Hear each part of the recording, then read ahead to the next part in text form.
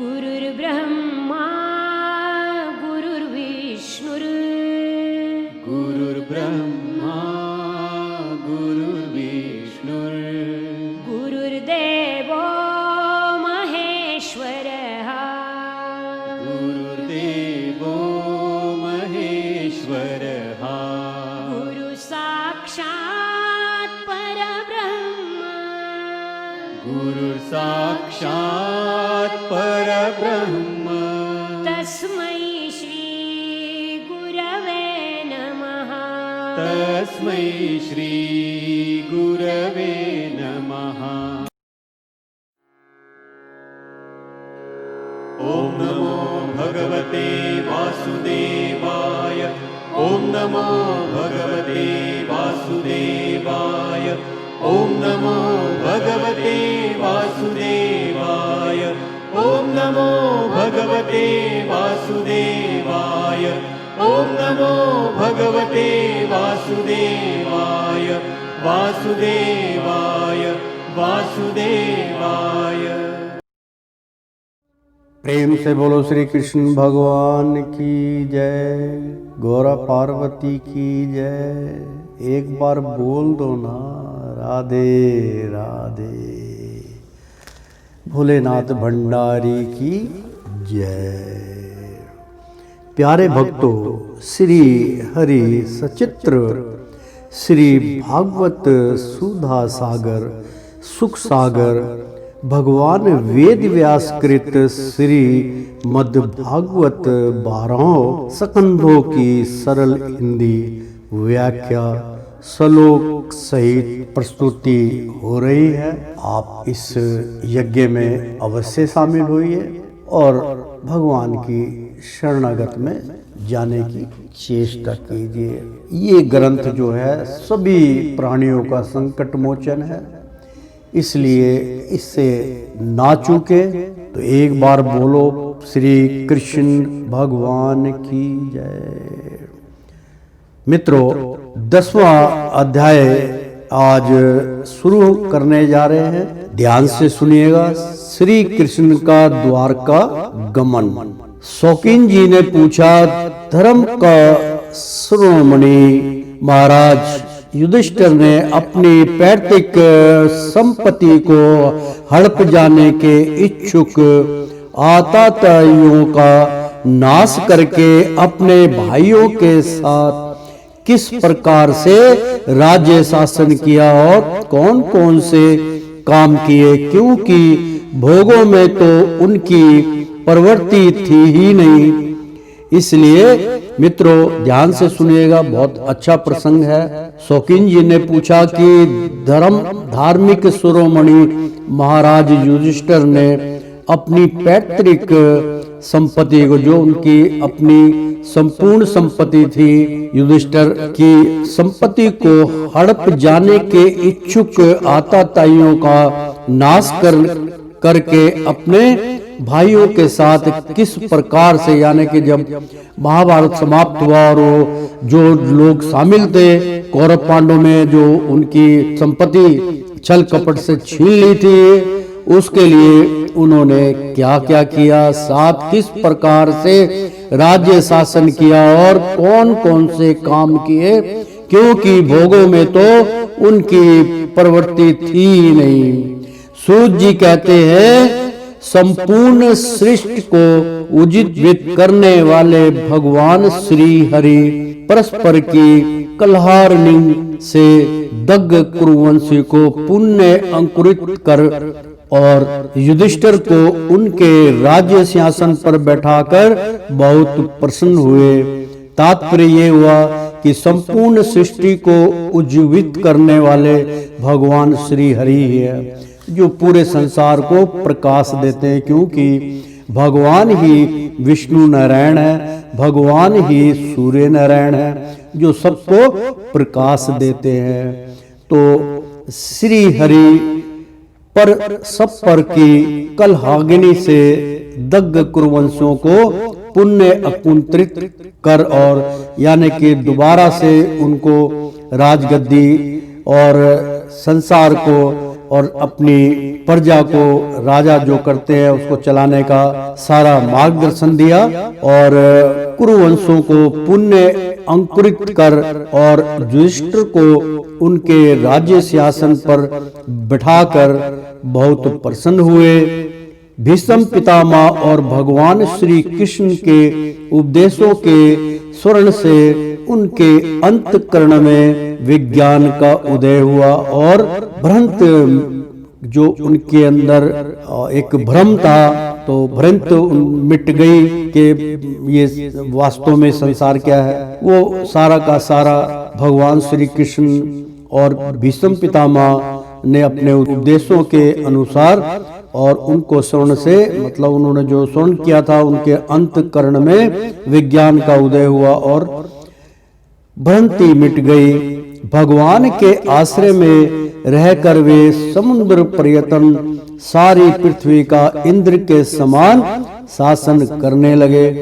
भीमसेन आदि उनके भाई पूर्ण रूप से उनकी आज्ञाओं का पालन करते थे। युधिष्ठिर के राज्य में आवश्यकता अनुसार यथेष्ट वर्षा होती थी। पृथ्वी में समस्त अभिष्ट वस्तुएं पैदा होती थी। बड़े बड़े थनों वाली बहुत सी गौएं प्रसन्न रहकर गौशालों को दूध से सींचती रहती थी। नदियां, समुद्र, पर्वत, वनस्पति, लताएं और औषधियां प्रत्येक ऋतु में यथेष्ट रूप से अपनी अपनी वस्तुएं राजा को देती थी।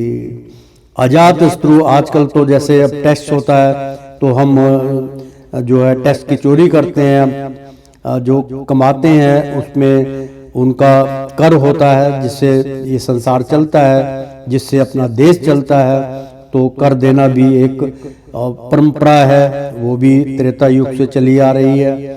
तो ये सब जो संपूर्ण रूप से यानी कि जब भगवान ने उनको सारी गद्दी सौंप दी कि अब आप इस संसार को, इस अपने संसार को चलाइए, तो राज्य सिंहासन में बैठकर बहुत प्रसन्न हुए थे। भीष्म पितामह और भगवान श्री कृष्ण के उपदेशों के स्वर्ण से उनके अंतःकरण में विज्ञान का उदय हुआ। एक नया मतलब उनको विज्ञान मिला, नया सोचने के लिए शक्ति मिली और भ्रमित मिट गई। जो उनको भ्रम बना हुआ था भ्रमित मिट गई।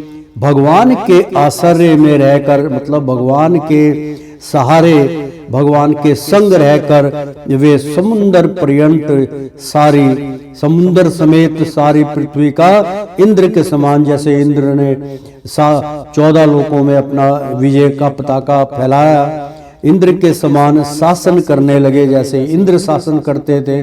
भीमसेन आदि उनके भाई पूर्ण रूप से उनकी आज्ञाओं का पालन करते थे। युधिष्ठिर के राज्य में आवश्यकता अनुसार यथेष्ट वर्षा होती थी, यानी कि जहाँ पे धर्म प्रबल हो जाता है, अधर्म नहीं रहता है, वहाँ परमात्मा की, कुदरत की, प्राकृतिक की सारी जो देनदारी है वो संपूर्ण रूप से सुचारू हो जाती है। कोई पाप नहीं होता। ऐसा नहीं है कि वर्षा में वर्षा ऋतु नहीं, गर्मी में गर्मी नहीं, ठंड में ठंड नहीं, सब मौसम चेंज हो रहा है, हर त्योहार डबल होते जा रहे हैं। तो इसलिए सब कुछ जो है बराबर करने के लिए, समतल बनाने के लिए धर्म का आना बहुत जरूरी होता है। इसलिए धर्म का पालन हमेशा करने चाहिए। अब अधर्मी जो लोग थे और पापी लोग थे और जो हमेशा ईर्ष्या, बैर भाव, जलिस रखते थे, उनका सबका पतन हुआ। अब धर्म राज है, धर्म का पालन होता है तो हर चीज, कुदरत भी प्रसन्न है, हर चीज बिल्कुल सामवेद की तरह बिल्कुल बराबर चलती है। तो भगवान के आश्रय में रहकर वे समुद्र पर्यटन सारी पृथ्वी का इंद्र के समान शासन करने लगे। युधिष्ठिर जो थे वो धर्मराज युधिष्ठिर इसीलिए कहा गया था। भीमसेन आदि उनके भाई पूर्ण रूप से उनकी आज्ञाओं का पालन करते थे। आज का तो समय आप जानते हैं, कलयुग के अंदर भाई भाई का दुश्मन है, बाप बेटे का दुश्मन, बेटे बाप का दुश्मन है, सब संपत्ति के पीछे भाग रहे हैं, सब उलट पुलट कर रहे, स्त्रियों का सम्मान नहीं, उन देवी स्वरूप जिनको हम मानते हैं अपनी बहू बेटियों को, उनके प्रति जो है हमारी अच्छी वेदना नहीं है, लोग गलत निगाह से उनको तकते हैं। ऐसा मतलब ये घोर कलयुग के अंदर होता है। लेकिन द्वापर युग के अंत में ये सब समाप्त कर दिया था, ऐसा कुछ नहीं होता था। द्रौपदी चीरहरण इसलिए दिखाया कि उस युग में भी इस सब अधर्म कार्यों को भगवान श्री कृष्ण ने अपने द्वारा नष्ट किया, पूर्ण रूप से उनकी आज्ञाओं का पालन करते थे। जब एक दूसरे की बात मानेंगे, परिवार जब भी संसारिक होता है, जब भी उनके अंदर संस्कार उत्पन्न होता है। तो युधिष्ठिर के राज्य में आवश्यकता अनुसार यथेष्ट वर्षा होती थी, यानी कि संपूर्ण वर्षा अपने समय से होती थी। और वर्षा समय से होती तो उपजाऊ भूमि जो है वो हमें जो है अन्न का दान देती है और हमें अन्न और जन की कभी कमी नहीं होती। पृथ्वी में समस्त अभिष्ट वस्तुएं पैदा होती थी।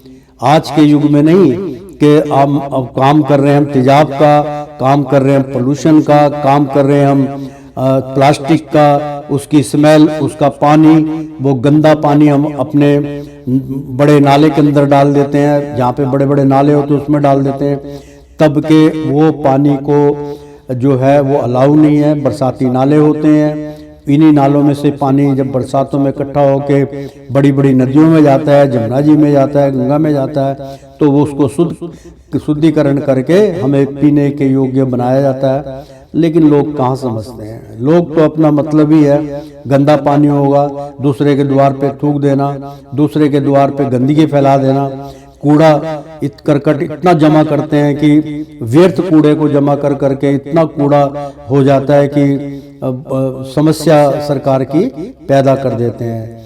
तो यथेष्ट वर्षा होती थी, मतलब अगर आप पुण्य कार्य करेंगे, वृक्ष नहीं काटेंगे, वृक्षों की सेवा करेंगे, तो वर्षा अपने समय से होती रहती है। पृथ्वी में समस्त अविष्ट वस्तुएं पैदा होती थी, जो मतलब पैदावार की चीजें हैं, जो वस्तुएं हैं, जैसे इस्पात होता है, जो मतलब गोंद निकलता है वृक्ष से, और पैदा होती थी। बड़े बड़े थनों वाली, यानी कि वो जैसे जस्सी गाय जिसको बोलते हैं, ऐसी थनों वाली गाय, बहुत सी गौएं प्रसन्न रहकर, जब गौ प्रसन्न होती है, उनको पूरी खुराक मिलती है, तो उनकी भी प्रसन्नता तुम कैसे भापोगे कि मेरी गौ जो मैंने पाली हुई है वो प्रसन्न है कि नहीं। अब तो द्वार द्वार पे उसको छोड़ देते हैं भीख मांगने के लिए, गौओं को भीख मांग के उनका गुजारा होता है, और वो जब शाम को पहुंचते उनका दूध दो के फिर छोड़ देते हैं।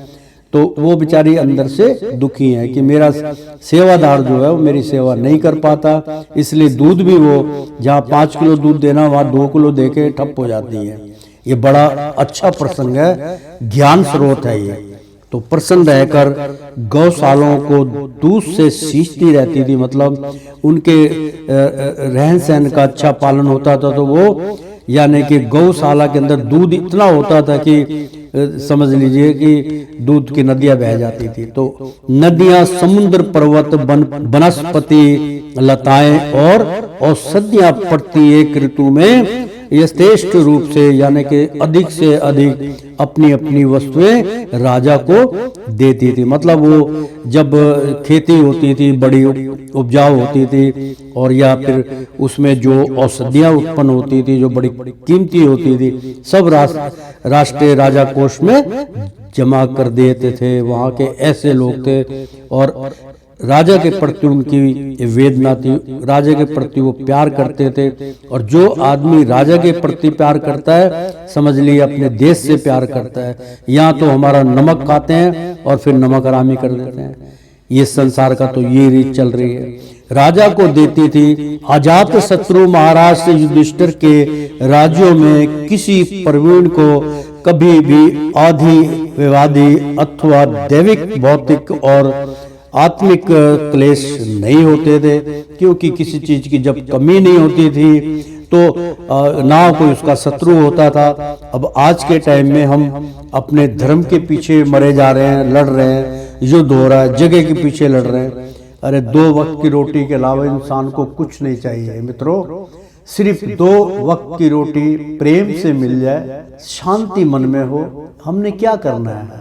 हर आदमी को कहते हैं ना 2 गज जमीन चाहिए होती है, और वो भी एक स्थान के ऊपर करोड़ों आदमी की जो है वहाँ अंतिम संस्कार हो जाता है, तो फिर जमीन के युद्ध का क्या फायदा। कोई फायदा नहीं लड़ाई का। आप भगवान से प्रेम कीजिए, जमीन जायदाद के लिए लड़ना नहीं चाहिए। जो लोग इस मूर्खता का कार्य करते हैं उनका अंत हमेशा के लिए बिगड़ जाता है, समाप्त हो जाता है, फिर उनकी जूनी जानवरों से भी नीचे चली जाती है। लोग समझते नहीं हैं इन बातों को, ये छोटी बात नहीं है।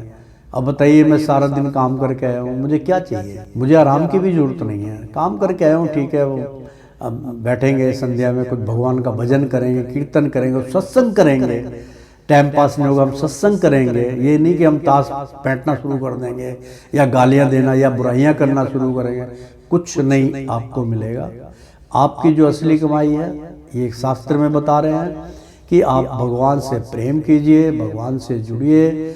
उसके बाद 2 समय का शांति पूर्वक भोजन आपको प्राप्त होगा, क्योंकि आप भजन कीर्तन करके जब भगवान से नेहा लग जाएगा आपका, और जब वहाँ से आपको जो भगवान का आशीर्वाद प्राप्त होगा, आपके मन बिल्कुल शांत होगा। भगवान को अपने मन से भोग लगाइए, फिर अपना भोजन प्राप्त कीजिए।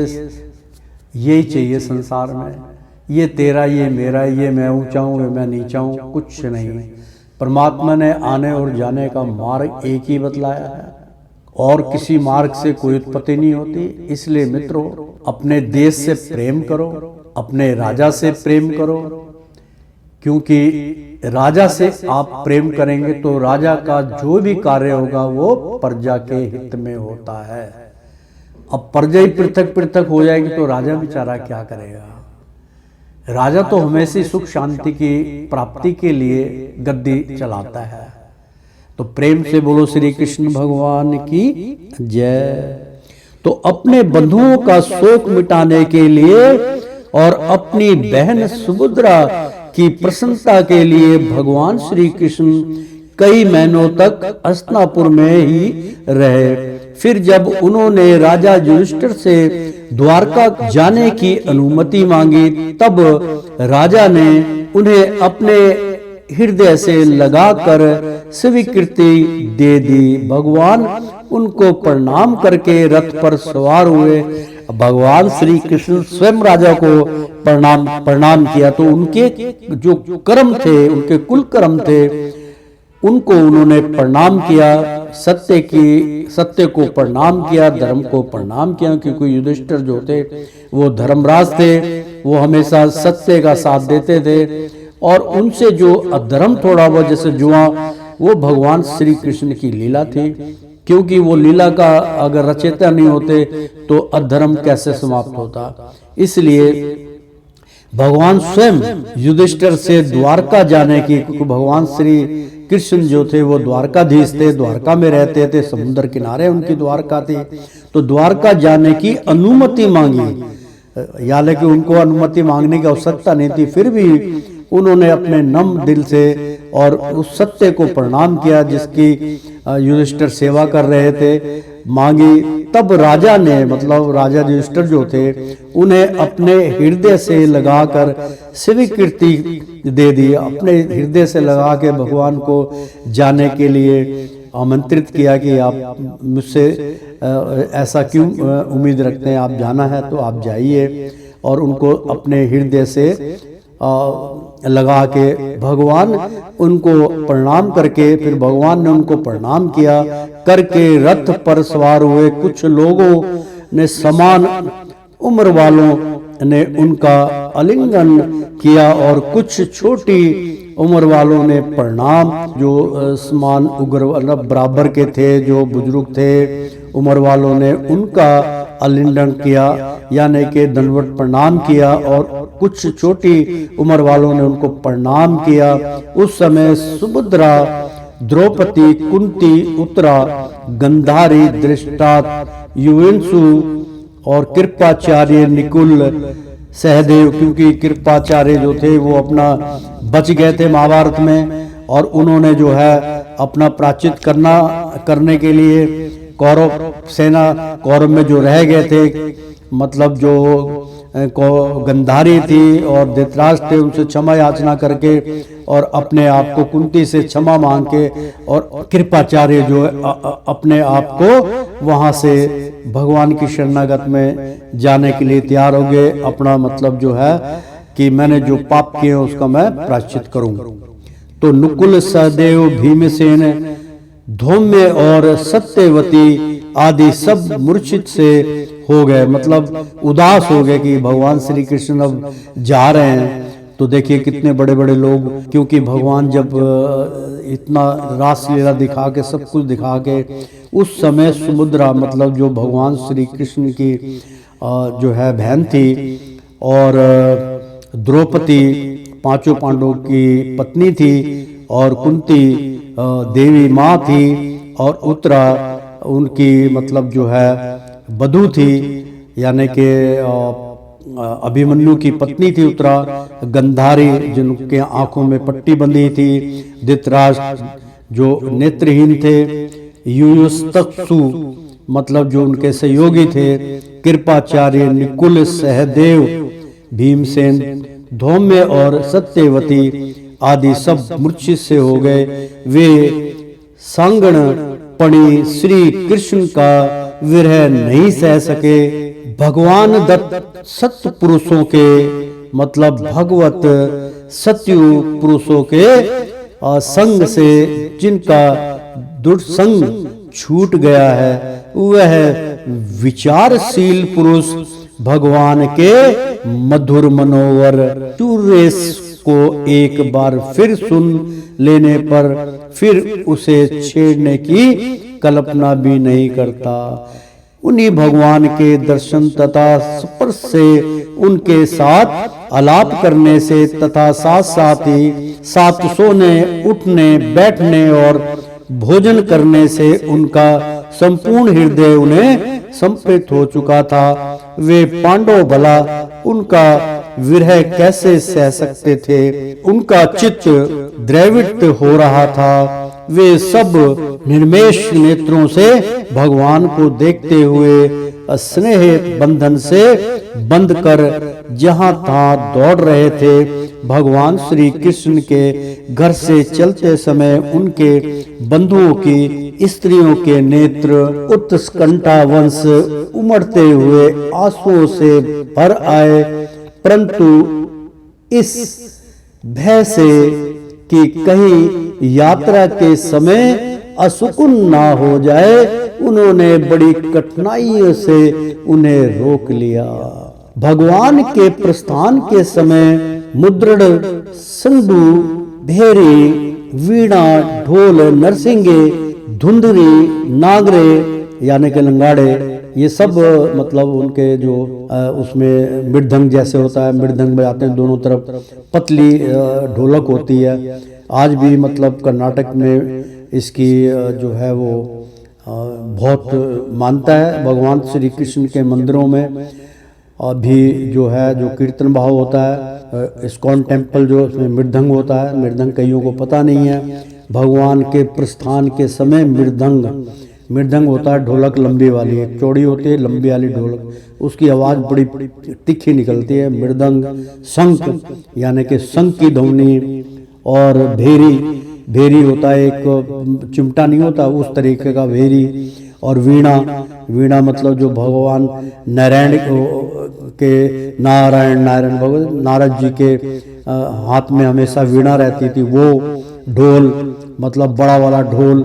कौन सा ढोल? ये वाला ढोल नहीं जो आज शादी ब्याह में बजाते हैं। पहले होली जब आती थी 1.25 महीने पहले वो ढोल बड़ा वाला, जिसको इतना बड़ा ढोल होता है कि गोल होता है वो, और उसको कम से कम 4-4, 3-3, 2-2 आदमी उसको एक ही ढोल को बजाते हैं दोनों लकड़ियों से। वो इतना बड़ा ढोल होता है, उसको ढोल कहते हैं। नरसिंगे मतलब नर की जो सिंगे होती है, यानी कि सिंगे जो बजाने वाली लंबे कई साधुओं के पास होती है, वो ऐसा ही होता है। मुझे तो यही समझ में आ रही है, नरसिंगे।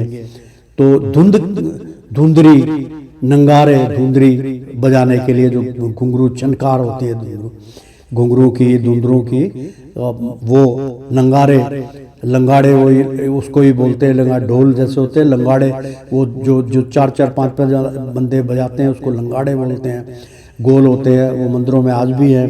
घंटे, बड़े वाले घंटे और दुंत भियां आदि बाजे बजने लगे। भगवान के दर्शन की लालसा से कुरुवंशी की स्त्रियां अटरियों पर चढ़ गई, मतलब सीढ़ियों पर चढ़ गई और अपने मतलब जो है ऊपर छतों पे चढ़ गई और प्रेम, लज्जा एवं मुस्काने से युक्त चितवन से भगवान को देखती हुई उन पर पुष्पों की वर्षा करने लगी। उस समय भगवान के प्रिय सखा घुंघराले बालों वाले अर्जुन ने अपने प्रीतम श्री कृष्ण का वह श्वेत छत्र जिसमें मोतियों की झलर लटक रही थी, यानी कि झालर चारों तरफ लटक रही थी, वो मोतियों की थी, और जिसका डंडा रत्नों का बना हुआ था, जो छतरी होती है और ऊपर उस पे झाली लटक रही है, उसका जो डंडा था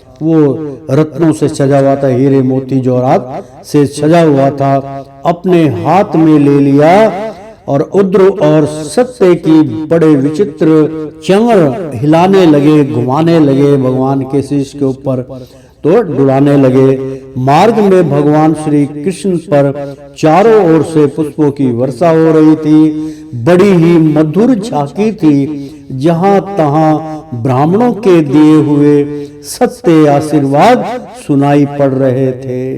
वे सगुण भगवान के तो अनुरूप ही थे, क्योंकि सगुण रूप जो था भगवान ने दुष्टों को नाश करने के लिए धारण किया था, तो सगुण भगवान के तो अनुरूप ही थे, क्योंकि उनमें सब कुछ है, परंतु निगुण के अनुरूप नहीं थे। निगुण उनके अंदर प्रवेश नहीं कर पाता था, केवल सगुण के वो रचयिता थे, क्योंकि उनके कोई प्राकृतिक गुण नहीं थे, मतलब प्राकृतिक के जिसके अंदर हम फंसे हुए हैं। जो भगवान ने 3 गुणों की रचना की थी, तमोगुण, रजोगुण और सतोगुण, तो वो उसमें हर प्राणी जुड़ा हुआ है, उससे ऊपर भगवान श्री कृष्ण थे, कोई प्राकृतिक गुण नहीं थे, मतलब प्राकृतिक की कोई उनके ऊपर हस्तक्षेप नहीं था। हस्तिनापुर की कुलीन रमणिया जिनका वित्त भगवान श्री कृष्ण में रम गया था, यानी कि कुलकुलित जो हस्तिनापुर की जो कुलीन थी, मतलब वहाँ की रानियां और बड़े बड़े मतलब जो है बालक थे और उनकी सखियां थी, तो रमणिया मतलब जो इसका रमण करती थी, जो कीर्तन करती थी, जिनका चित्र भगवान मतलब चित्त भगवान श्री कृष्ण में रम गया था, आपस में ऐसी बातें कर रही थी जो सबके कान और मन को आकर्षित कर रही थी। वे आपस में कह रही थी, सखियों, ये वे ही सनातन परम पुरुष हैं जो प्रलय के समय भी अपने अद्वितीय निर्विशेष रूप स्वरूप में स्थित रहते हैं। उस समय सृष्टि के मूल ये 3 गुण भी नहीं रहते। जगदंतमा ईश्वर में जीव भी लीन हो जाते हैं, मतलब जो जग की आत्मा है वो भगवान श्री कृष्ण है, वो सारी आत्माएं जो प्राणी की है, ईश्वर में जीव भी, यानी कि जो जीव काल में आत्माएं हैं वो भी लीन हो जाती हैं, और महत्ववादी समस्त शक्तियां अपने कारण व्यक्त में सो जाती हैं, मतलब जो अचेत होती हैं, जो मतलब ऐसी महत्ववादी समस्त शक्तियां अपने ही भाव में, अपने ही कारण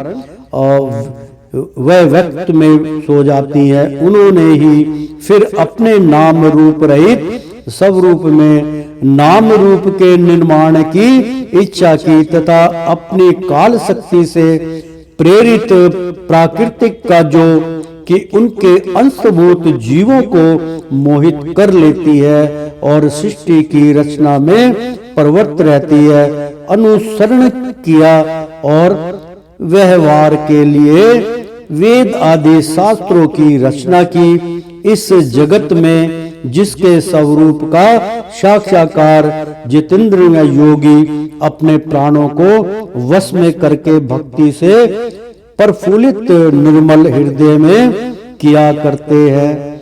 यानी कि जो वहां पे महापुरुष थे जिन्होंने वो लीलाएं अपने हाथ से देखी, जो सखियां उनका सुमरन करती, जो सुमरन करने के बाद उनको ज्ञान प्राप्त होता था, उनमें से ग्रंथों की जो है उपज हुई। ये श्री कृष्ण वही साक्षात ब्रह्म यानी कि पर ब्रह्मा है। वास्तव में इन्हीं की भक्ति से अंतकरण की पूर्ण शुद्धि हो सकती है, योग आदि के द्वारा नहीं। यानी कि जो योग करते हैं कि भगवान को इस योग से मैं प्राप्त कर लूं, लेकिन शास्त्र में कहा गया कि योग द्वारा आप किसी को प्राप्त नहीं कर सकते, केवल अपने स्वार्थ को प्राप्त करेंगे। तो वास्तव में इन्हीं की भक्ति से अंत यानी कि अंतरकरण की पूर्ण शुद्धि हो सकती है, योग आदि से द्वारा नहीं। सखी वास्तव में ये वही है जिनकी सुंदर लीलाओं का गायन वेदों में और दूसरे गोपनीय शास्त्रों में व्यासादि रहस्यवादी ऋषियों ने किया है, जो एक अद्वितीय ईश्वर है और अपनी लीला से जगत की सृष्टि पालन तथा संहार करते हैं, परंतु उनमें आसक्त नहीं होते। जब तामसी बुद्धि वाले राजा अधर्म से अपना पेट पालने लगते हैं, तब ये ही सत्य गुणों को स्वीकार कर ऐश्वर्य, सत्य, रित, दया और यश प्रकट करते और संसार के कल्याण के लिए युग युग में अनेकों अवतार धारण करते हैं। अहो यह यशुवंश परम प्रसन्न है, क्योंकि लक्ष्मीपति पुरुषोत्तम श्री कृष्ण ने जन्म ग्रहण करके इस वंश को सम्मानित किया है। वह पवित्र मधुवन व्रजमंडल भी अत्यंत धन्य है। प्रेम से बोलो श्री कृष्ण भगवान की जय। जिसे उन्होंने अपने शैशव एवं किशोर अवस्था में घूम फिरकर सुशोभित किया है। बड़े हर्ष की बात है कि द्वारका ने स्वर्ग के यश का तिरस्कार करके पृथ्वी के पवित्र यश को बढ़ाया है। क्यों ना हो, वहां की प्रजा अपने स्वामी भगवान श्री कृष्ण को जो बड़े प्रेम से मंद मंद मुस्कुराते हुए उन्हें कृपा दृष्टि से देखते हैं, नियंत्रण निहारती रहती हैं। सखी, क्योंकि सखी जो होती हैं वो भगवान से बहुत प्रेम करती हैं, भगवान से को ही सब कुछ मान लेती हैं। जैसे आप जानते हैं कि मीरा ने जब ये भागवत सुनी थी और भागवत के अंदर भगवान श्री कृष्ण की बचपन की लीलाओं का उनमें वर्णन था, वो जब सुना था तो वो भगवान श्री कृष्ण की दीवानी हो गई थी। उनकी मूर्ति हाथ में पकड़े, प्रतिमा को पकड़े, वो उनको पति मान गई कि मेरे पति हैं ये, मैं उनको पति व्रता का उन्होंने पूरा निभाया। तो भगवान श्री कृष्ण ने स्पष्ट जो है उनको दर्शनार्थ दिए और विष का प्याला उन्होंने उसको अपने भगवान श्री कृष्ण के मद में उसको विष को पी लिया कि अगर आप आजमाना चाहते हो तो आजमा लो। तो जो राजा थे उन्होंने कहा कि विष का प्याला पियो, तो उन्होंने भगवान श्री कृष्ण का नाम लेके विष का प्याला पी लिया था, विष भी अमृत बन गया था। तो कृपा दृष्टि से देखते हैं, नियंत्रण निहारती रहती हैं, क्योंकि वो जन्माष्टमी में भी सब जितनी भी कन्याएं हैं सब उनका व्रत रखती हैं। लेकिन मित्रों, एक बात मैं आपको स्पष्ट बता देना चाहता हूं कि संसार में सबसे कठिन भगवान श्री कृष्ण की ही आराधना है, क्योंकि वो मोक्ष और मुक्ति के दाता है और इस संसार में ना तो कोई मुक्ति चाहता है और ना ही मुक्त होना चाहता है। ये संसार की रीत है। घोर कलयुग के चक्कर में फंस के तीनों गुणों में अल्टा पलटा करता रहता, लेकिन इससे बाहर निकलने की चेष्टा नहीं कर पाता। जिनका उन्होंने परिग्रहण किया है उन स्त्रियों ने अवश्य ही व्रत, स्नान, हवन आदि के द्वारा इन परमात्मा की आराधना की होगी, क्योंकि वे बार बार इनकी उस अधर सुधा का पान करती हैं, जिसके स्मरण मात्र से ही वज्र बलाएं आनंद से मूर्छित हो जाया करती थी। ये स्वयंवर में शिशुपाल आदि मतवाले राजाओं का मर्दन करने के, जिनको अपने बाहुबल से हर लाए थे, तथा जिनके पुत्र प्रदुमन, सांब, आम्ब आदि हैं, वे रुक्मणी आदि 8 पटरानियां और भौमासुर को मारकर लाई हुई थी, जो उनकी हजारों अन्य पत्नी हैं। वे वास्तव में धन्य हैं, क्योंकि इन सभी ने स्वतंत्र और पवित्रता से रहित स्त्री जीवन को पवित्र और उज्जवल बना दिया है। उनकी महिमा का वर्णन कोई क्या करे। उनके स्वामी साक्षात कमल नयन भगवान श्री कृष्ण है, जो नाना प्रकार की प्रिय चेष्टाओं तथा जाति आदि प्रिय वस्तुओं की भेंट से, यानी कि परिजाति का बहुत वर्णन है। परिजाति का जो वृक्ष होता है, जो भगवान की पत्नी थी भामा, उसके जिद करने पर वो जो है परिजाति का फूल लेके आए थे, तो वो उन्होंने जिद कर ली थी, तो वो पूरे वृक्ष की जिद करके बैठ गई कि मुझे तो पूरा वृक्ष चाहिए। तो उनके अंदर अहम अहंकार था और अपने आप को बहुत जो है धनवान समझती थी। भगवान ने उनका जो है किसी भी प्रकार से उनका जो है अंतरकरण से जो उनके अंदर अहम अहंकार था, उसको समाप्त करने के लिए और स्वर्ग से लाने के लिए राजा, यानी कि जो स्वर्ग लोक के राजा थे, उनसे युद्ध करना पड़ा। इंद्र से युद्ध करके उस परिजात के को देवी को प्रसन्न करके फिर उनसे इजाजत लेके वो आए थे, और कुछ समय के लिए वो लाए थे, फिर वापस ले गए थे। तो ऐसा उन्होंने भगवान श्री कृष्ण ने किया। तो वस्तुओं का, यानी कि परिजाति आदि प्रिय वस्तुओं की भेंट से उनके हृदय में प्रेम एवं आनंद की अभिवृद्धि करते हुए कभी एक, यानी कि वो लाने के बाद उनके अंदर जो प्रेम की जागृति हुई है वो बहुत ही भव्य थी। इसलिए और क्षण के लिए भी उनको छोड़कर दूसरी जगह नहीं जाते।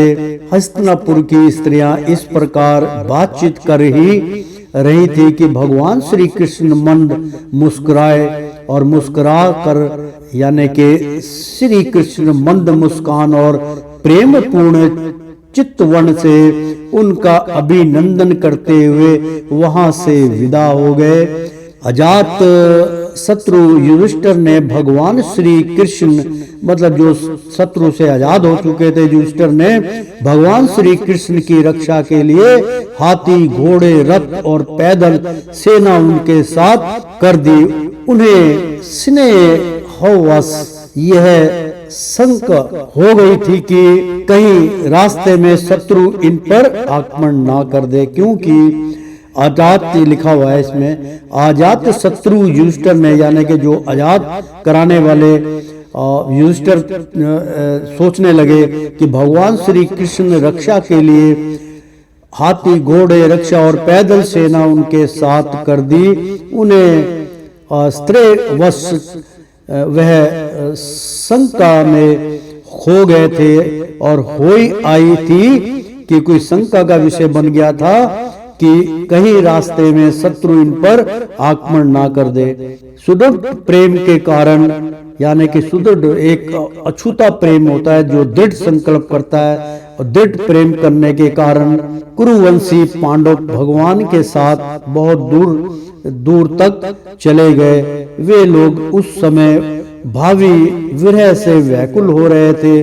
भगवान श्री कृष्ण ने उन्हें बहुत आग्रह करके विदा किया और सत्याकी, पुत्र आदि प्रेमी मित्रों के साथ द्वारका की यात्रा की। शौकीन जी वे कुरु, जाटल, पंचाल, सुरसेन, यमुना के तटवर्ती प्रदेश, ब्रह्मामर्त, कुरुक्षेत्र और मत्स्य, सरस्वत और मरुधन्व देश को पार करके सौवीर और आवीर देश के पश्चिम अनंत दिशा में आए। उस समय अधिक चलने के कारण भगवान के रथ के घोड़े कुछ थक से गए थे। तो मार्ग में स्थाना पर लोग उपआराध आदि के द्वारा भगवान का सम्मान करते सायढूंढ होने पर वे रथ पर ही से भूमि पर उतर आते और जलाशय पर जाकर संध्या वंदन करते। यह उनकी नित्यचर्या थी।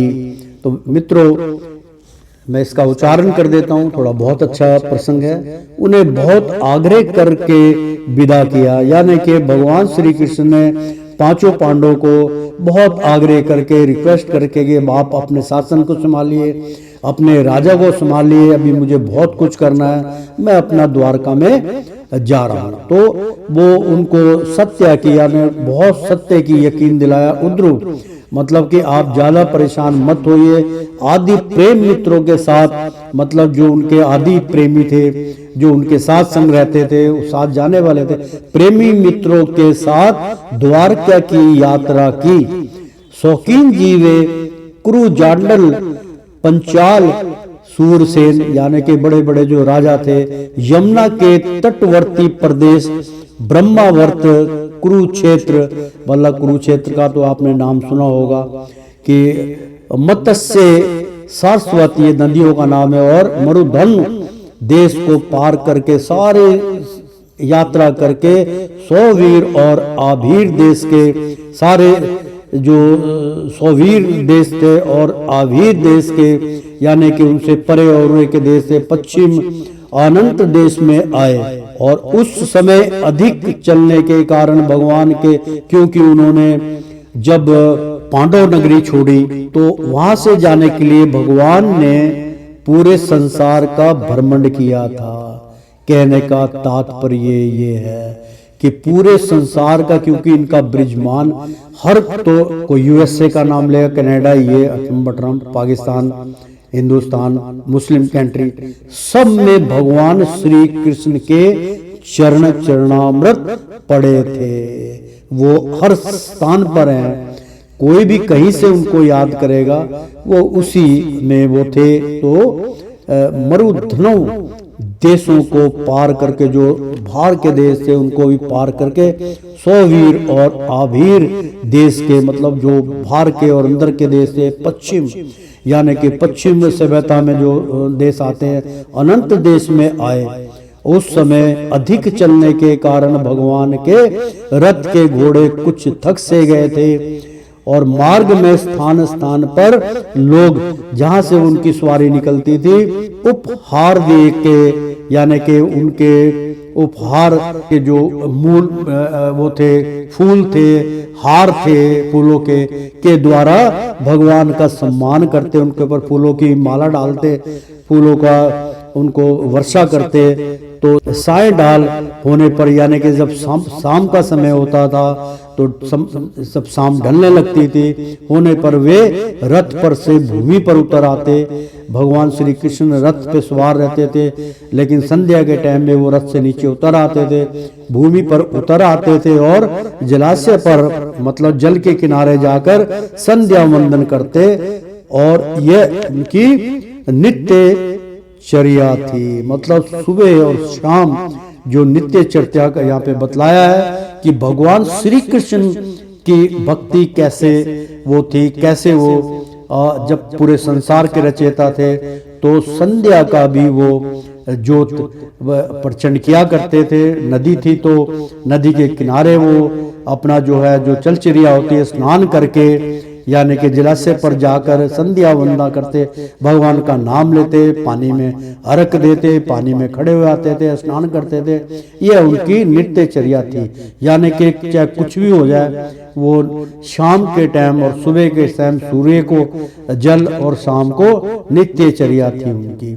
तो प्रेम से बोलो श्री कृष्ण भगवान की जय। क्योंकि जो भगवान जब इतने बंधनों से बंधे थे तो हम आम जो प्राणी हैं, हमें क्या तकलीफ है। हम भी सुबह शाम भगवान की प्रेरणा करेंगे, भगवान का भजन करेंगे और भगवान से प्रेम और भक्ति मांगेंगे। तो श्रीमन नारायण नारायण हरि हरि, तेरी लीला सबसे न्यारी न्यारी, बोलो हरि हरि। ओ श्रीमन नारायण नारायण हरि हरि, एक बार बोल दो ना राधे राधे।